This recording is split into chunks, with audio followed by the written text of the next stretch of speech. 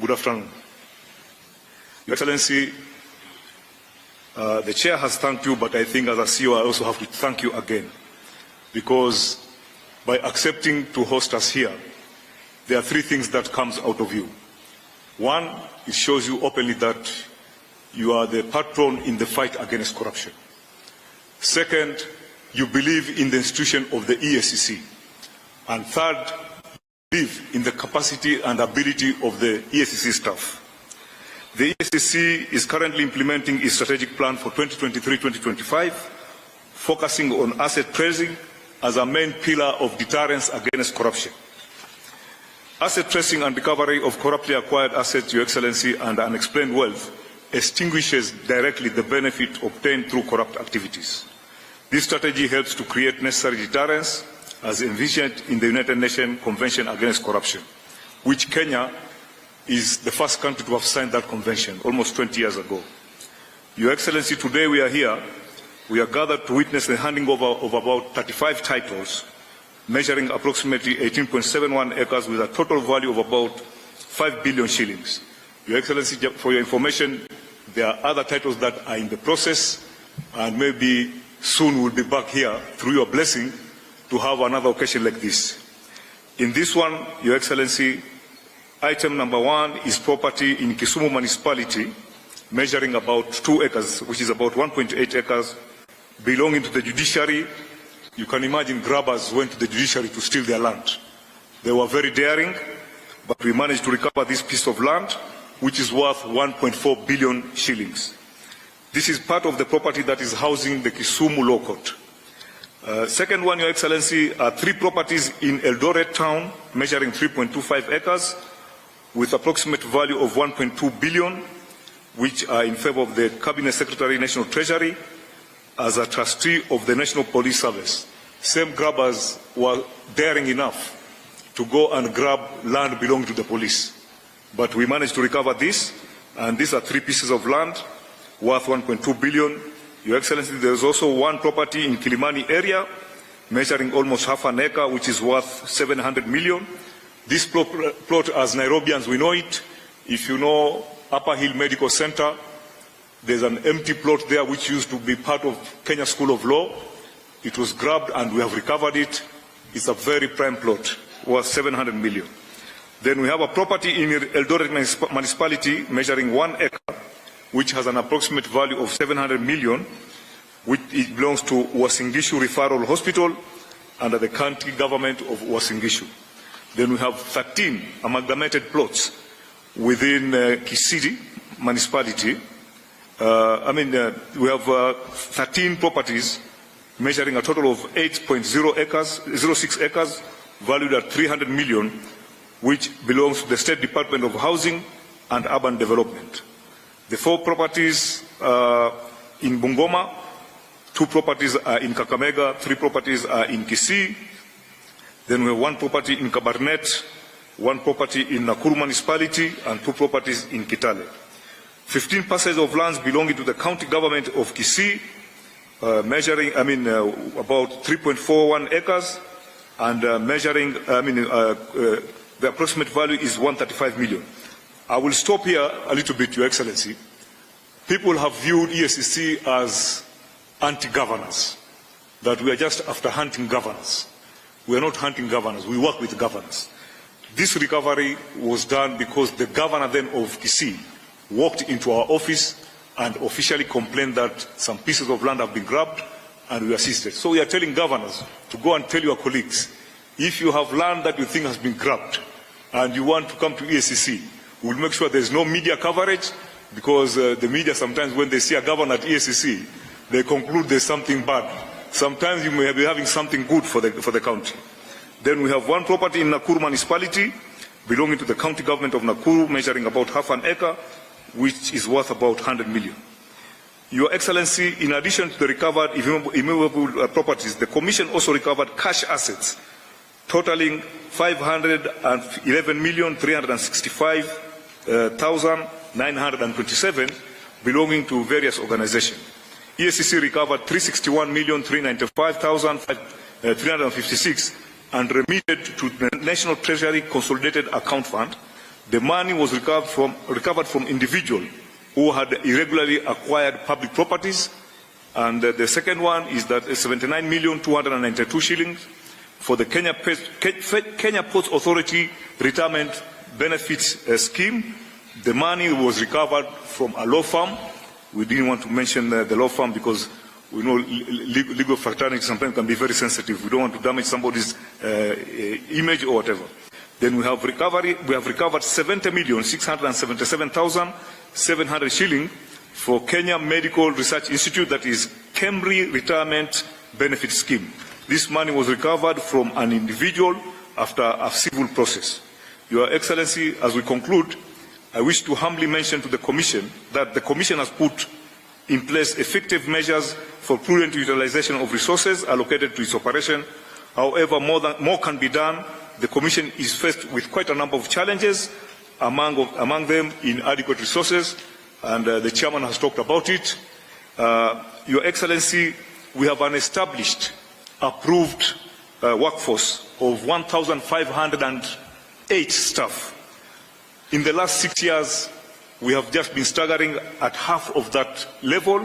We have 780 staff, and we believe that the CS Treasury is here.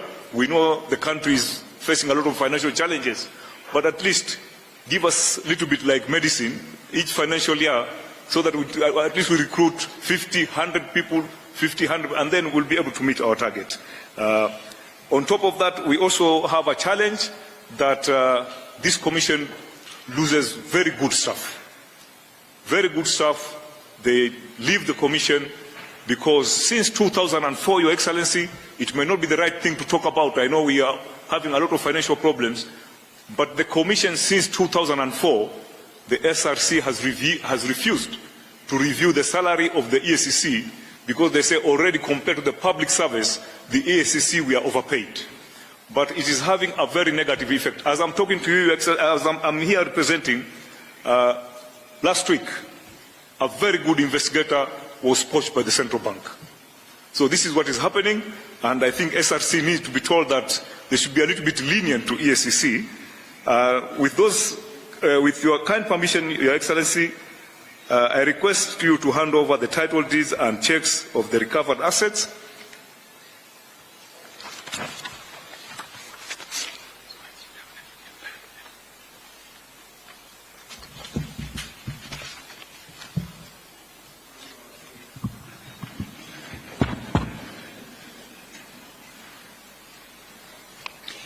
Your Excellency, sir, with your kind indulgence and gracious permission, permit me now to invite the Chief Executive Officer of the EACC, accompanied by the Chair, to facilitate the handover.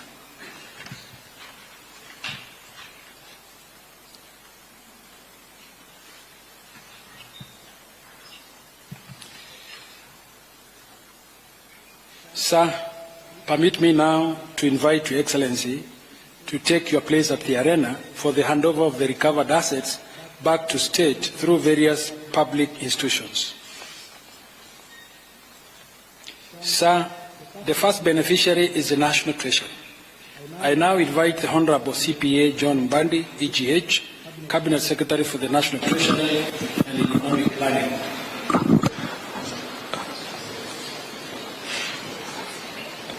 Your Excellency, this title is for specifically judiciary, but all government titles are under the Treasury Secretary. Yes. So maybe may I request to have the registrar of... Yes. They all go under his custody, sir. Very good. Yes. John? Thank you. And Chief Registrar. Yeah. Now you have back your title.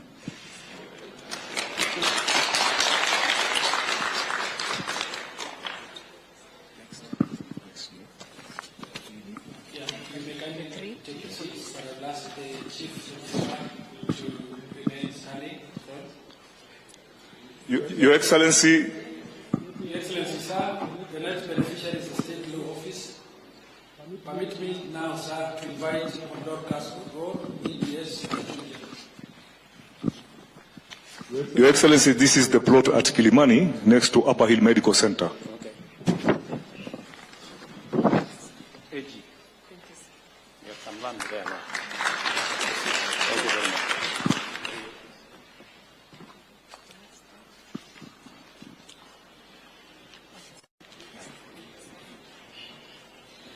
Excellency, sir, I now invite Mr. Gilbert, Mr. Lanat, MBS, OGH, Deputy Inspector General National Police Service, on behalf of the National Police Service. I also invite Honorable Dr. Jonathan B., EGH, Governor of Statehouse County. Your Excellency, these are 3 titles belonging to the Kenya Police for Eldoret. Okay. Very good.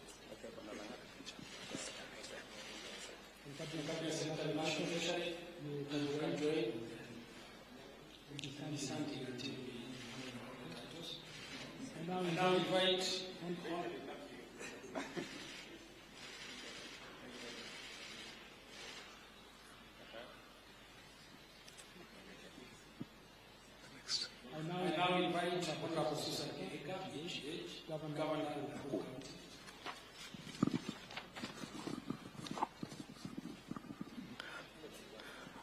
Your Excellency, this is a plot within Nakuru town, which belongs to the county government. Oh, the county government. Yes. You have some land for the county.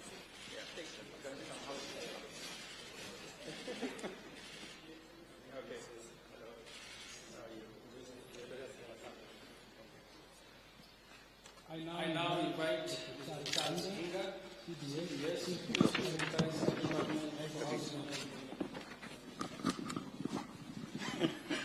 Your Excellency, these are 13 titles for different places within the country that belongs to the national housing. Very good.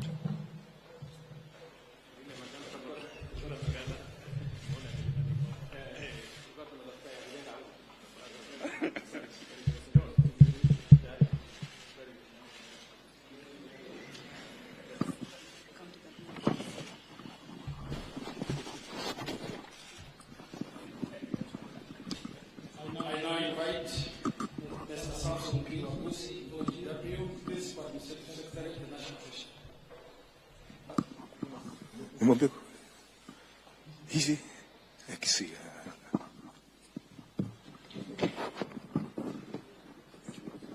Very good. Good. Very good. You have some money here.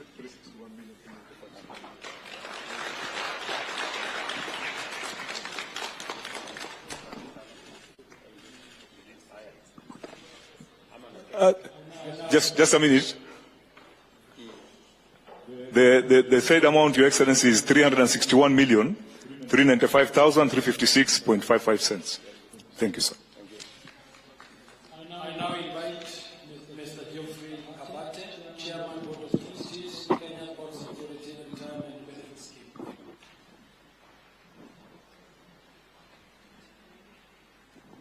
Okay. Your Excellency, this is 79,292,871.25 cents.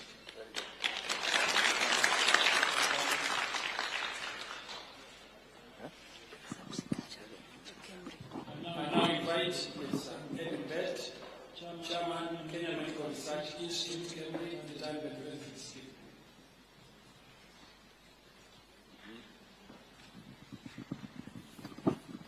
Your Excellency, this one is 70,677,700 shillings.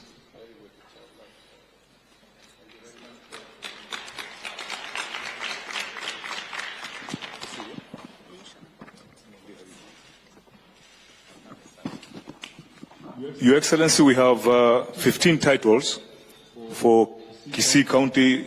The governor has apologized. He was not able to attend, and we shall pass them to the Kisii County. These are 15 parcels of land.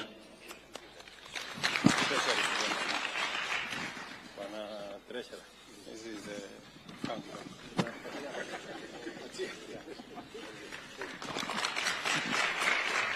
We're done.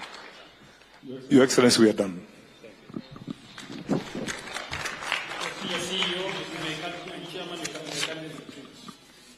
Your Excellency, sir, it is now my distinguished honor and high privilege to invite you, sir, to deliver your keynote address as we mark this monumental milestone in the war against corruption. I thank you, Your Excellency.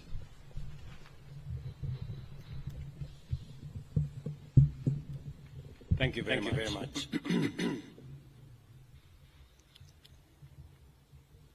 Ladies and gentlemen, welcome to you all as we witness the handover of assets that were corruptly acquired, now being returned to public entities and county governments. This event marks a significant milestone in our nation's fight against corruption. The efforts made and the progress achieved in promoting good governance are undeniable and highly commendable. The government remains resolute in eliminating opportunities for corruption and abuse of office, and in ensuring that the corrupt do not enjoy the proceeds of their illicit actions. I recognize that good governance is a key factor in the success of the bottom-up economic transformation agenda. Governance is crucial for fostering an environment conducive to socio-economic transformation. To realize our aspirations, we must all strengthen our commitment to the rule of law, enhance access to justice, promote national values and principles of governance, and protect fundamental rights and freedoms. Enforcing zero tolerance to corruption is essential for the attainment of all these goals. To achieve this, the government is committed to further strengthen our anti-corruption institutional framework. In this regard, the enhanced implementation of the National Ethics and Anti-Corruption Policy, Sessional Paper Number 2 of 2018, is critical.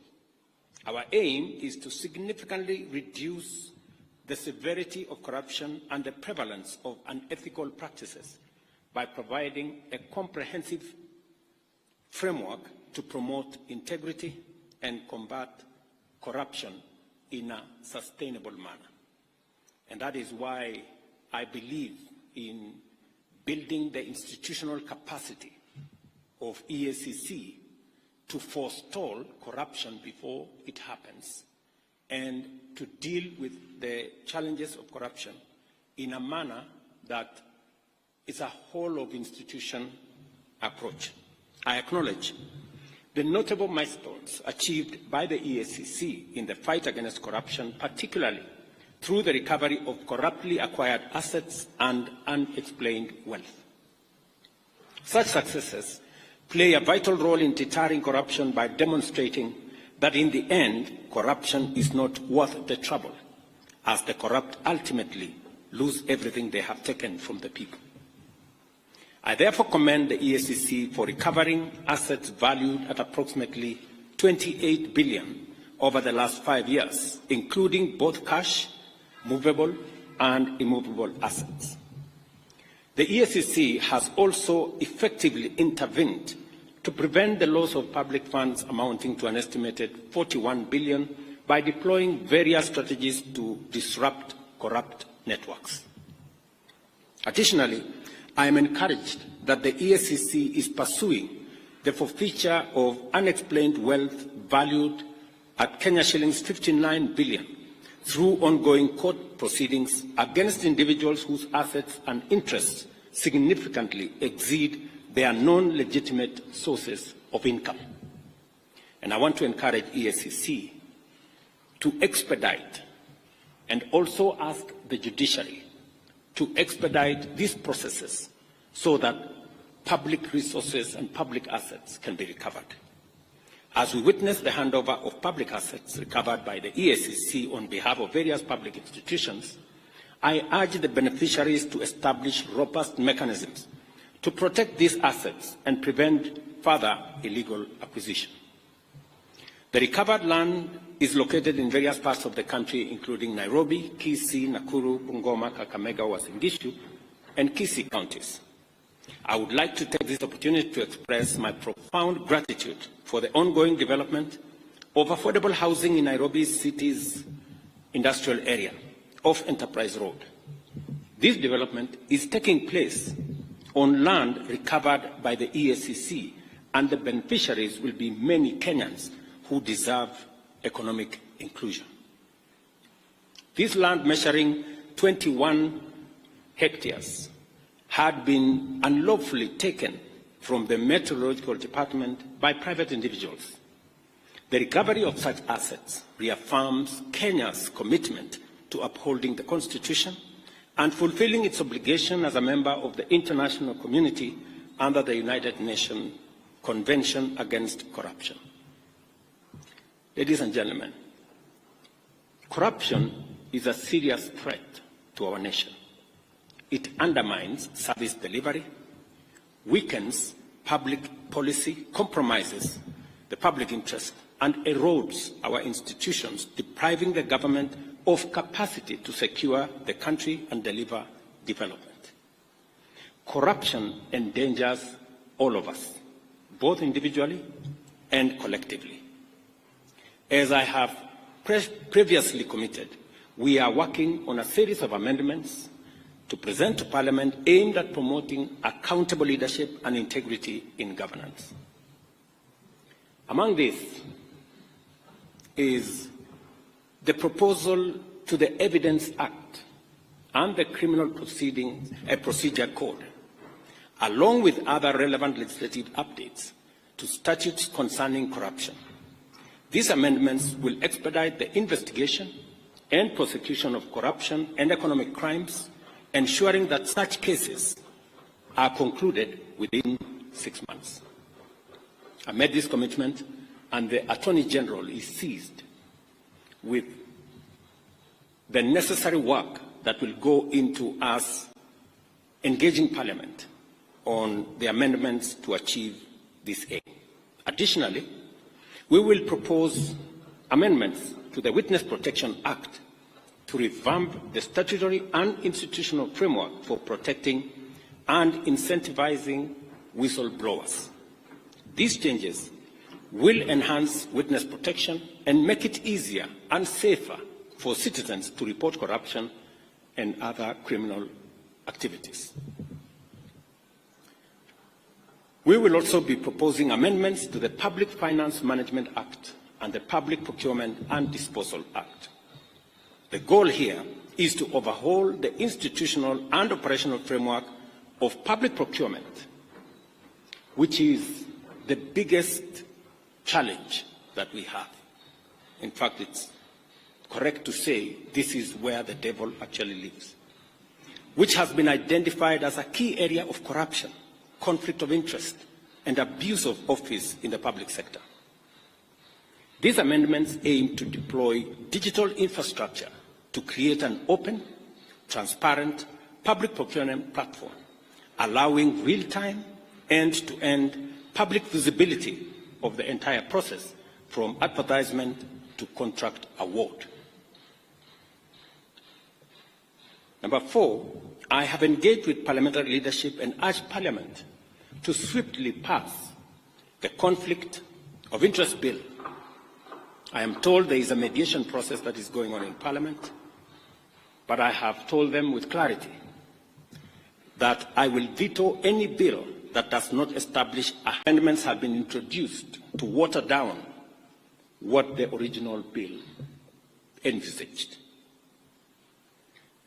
We must do everything within our power to end corruption in every organization, at every level of government, and across all regions of our republic. To this end, everyone entrusted with public authority must be held to high standards of transparency and accountability. Parliament and all stakeholders must work together to strengthen the anti-corruption legal framework, ensuring the swift resolution of corruption cases. We must also foster partnership to raise public awareness of Chapter 6 of the Constitution, integrate anti-corruption education into school curriculum, and support grassroots organizations and citizen action groups in promoting good governance at every level. I commend the EACC for its dedication in the fight against corruption, and I want to confirm to both the Chair, the Commission, and the CEO that they have my government's full support, and we commend you for what you have achieved. We know there are challenges, budgetary challenges, but the one item that I insisted that should not face the budget cuts that we were going through is the EACC, because I know the importance and relevance of what you do in safeguarding public assets and public property. On a positive side, the officers that move from EACC to join other government agencies is actually a testimony that you have some of the best, and that is why others come for them. Continue to train high-quality staff, even if you lose some of them to other government agencies, because the fight against corruption must not only be limited to EACC, it must be an exercise of the whole of government, that we manage, deal, and eliminate corruption in its forms, all forms. Let me also assure you that I have heard what the CEO has said passionately about staff at the EACC and what needs to happen. We will continue to look at the frameworks that exist, the salaries and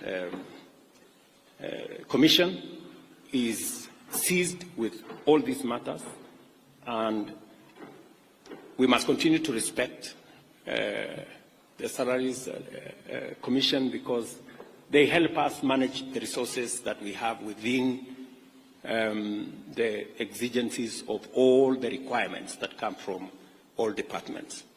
But taking into account what the CEO has said and what EACC is doing in protecting public property, I think it is an engagement worth having with the Salaries Commission. So we will look at the opportunities available, and as we turn around our economy, and I'm very happy with the progress that we have made, we should be able to make additional resources available for EACC to continue the good job that they are doing. I also want to state categorically that the other measures that we have proposed from the Evidence Act to Witness Protection Act to Public Procurement Act, these are time-bound, and I want to ask the Office of the Attorney General to expedite these pieces of legislation so that we can strengthen our legal framework in the fight against corruption and protect public property.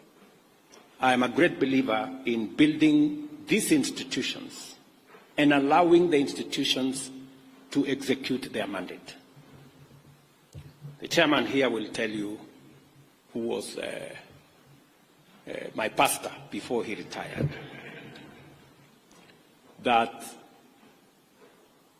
I have never called him to tell him anything about what he is supposed to do with the corrupt, because I am a great believer that institutions should deal with their issues and manage the mandate that they have and deal with any matter, anybody, every person in the manner in which the law provides. Because at the bottom of the line is that we are a country of the rule of law, and each and every one of us must subject themselves to the rule of law.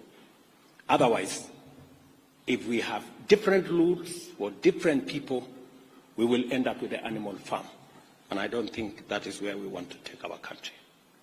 And so my ask also of our judiciary is to expedite the corruption cases, and indeed every other matter in court. in a manner that gives the country the opportunity to move forward, to make decisions, to recover what we can recover, and to allow the country to move forward. I know indicated to me the budgetary challenges that they have, and I think it's the case with all our other institutions, and it is a bigger statement as to what we need to do as Kenyans on how to make sure that we use the resources we have in a very prudent manner, and we also find ways and means of ensuring that we have sufficient resources and we account for them. Whatever taxes Kenyans pay, we must account for them so that we can have the opportunity to grow the pie for us to be able to meet all the expenses and all the budgetary allocations that are being requested of us from different institutions. I also wish to say that we should have a whole-of-government approach when we are discussing resources. And we must all be alive to the fact that resources are raised.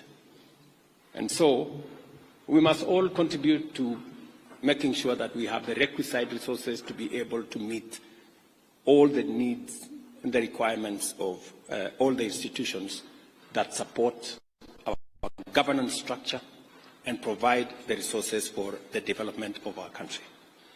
I am very confident that working together between the judiciary, the legislature, and the executive, as we have undertaken, we should be able to move the country pretty fast into the next level.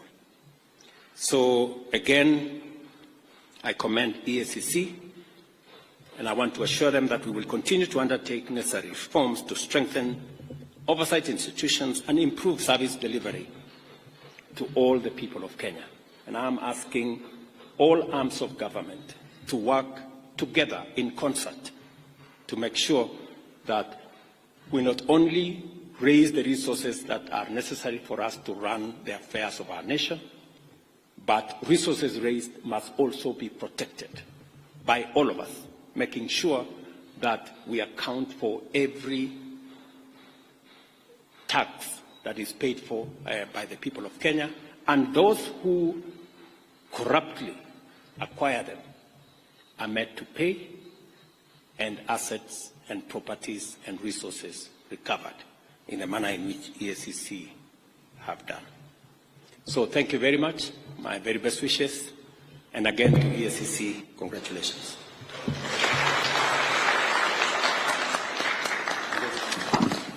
Thank you, Your Excellency.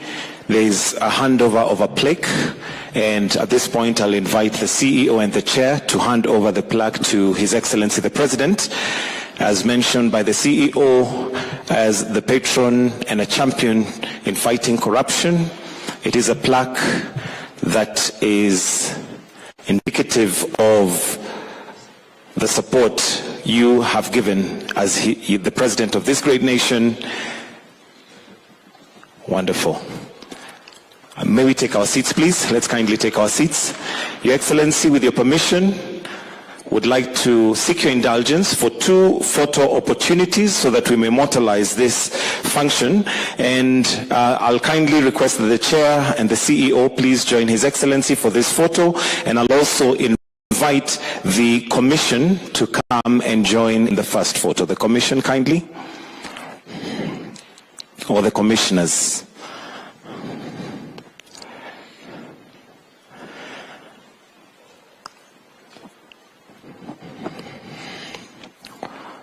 The next photo, we are going to be inviting those that have received some of the assets. We'll call them for this occasion beneficiaries as they hold them in trust.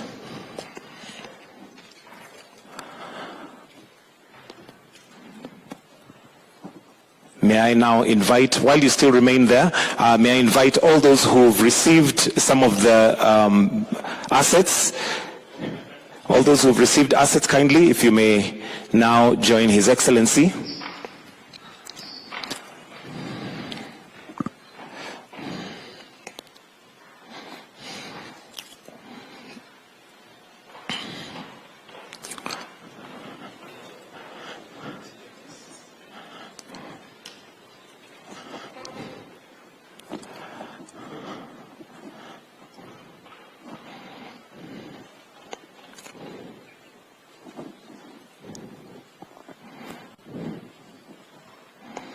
And with that, I'll request that we all retreat except His Excellency, the President, and I'll request that we all be upstanding as we now finish with the national anthem. The national anthem.